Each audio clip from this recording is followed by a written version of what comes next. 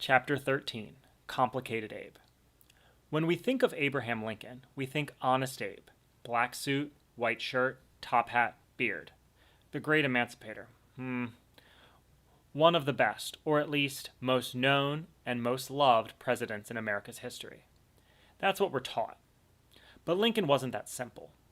As I mentioned at the start of this journey, life rarely fits neatly into a box. People are complicated and selfish and contradictory. I mean, if there's anything we've learned from Thomas Jefferson, it's that you can be anti-slavery and not anti-racist. You cannot see black people as people, but know that mistreating and enslaving them are bad for business, bad for your brand, bad for your opportunity. That's more in line of who Lincoln was. Gasp, I know. This would mean we'd have to perhaps rethink the whole Honest Abe thing. It wasn't that great a nickname anyway. He wasn't even that great a politician at first. Before he ever won, he lost. Got spanked in a Senate race in 1858 by a man named Stephen Douglas. Douglas was pro-slavery. Lincoln was fighting on behalf of the abolitionist movement, because you can't win if you don't have an opposing view to debate. And the Free Soilers, the people who believed slavery should not continue to extend west. The two men debated, and Douglas, slick-tongued and sharp-suited, wiped the racist floor with Lincoln and won the election. But it wasn't a loss in vain. Though Lincoln was defeated, there was an obvious change in opinion in the country. A shift. Lincoln shifted with the shift and started to preach that slavery needed to end, but not because of the human horror. Because if labor was free, what exactly were poor white people expected to do to make money? If you weren't one of the wealthy white people who owned slaves, slavery didn't necessarily work in your favor. Lincoln was speaking out of three sides of his mouth. On one hand, he wanted slavery gone. Black people liked that. On another hand, he didn't think black people should necessarily have equal rights. Racists love that. And then, on a third hand, a foot maybe? He argued that the end of slavery would bolster the poor white economy, which poor white people loved. Lincoln had created an airtight case where no one could trust him. Garrison definitely didn't. But everyone kinda wanted to. And when Lincoln lost, he still made a splash as his party, the Republican Party, won many of the House seats in the states that were anti-slavery. So much so that Garrison, though critical of Lincoln, kept his critiques to himself because he saw a future where maybe, anti-slavery politicians could take over. But it was politics as usual for Lincoln.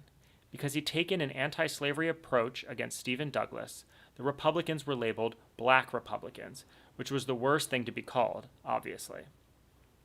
There were still racists in the North, still racists everywhere. And why would racists want to vote for the party in support of black people? So Lincoln changed his tune. Or maybe he just sang the whole song while running for president. Lincoln was against black voting. Lincoln was against racial equality. Lincoln and the party pledged not to challenge Southern slavery, and Lincoln won. But with the 16th President of the United States in place, untrusting slaveholders broke into panic. Panic that the economic institution that kept them living like kings would be in jeopardy. Panic that they wouldn't be able to stop slave revolts and would be overthrown. Haiti, Haiti! So they did what most bullies do when they've been bested on the playground. They, the South, took their ball and left. The secession, which just meant to withdraw from being a member of, not to be confused with succession, meaning a line of people sharing a role one after another, like a succession of slave owners, not to be confused with success, which means to win, because that didn't happen, started with South Carolina. They left the Union, which means they were starting their own territory, where they could make up their own rules and live their lives as racist as they wanted. Shortly thereafter, the rest of the South joined in on the disjoining. This was a big deal because to lose an entire region meant that the other states lost that region's resources, all that land, those crops, those people, that wealth. But it happened, and the split-off called themselves the Confederacy.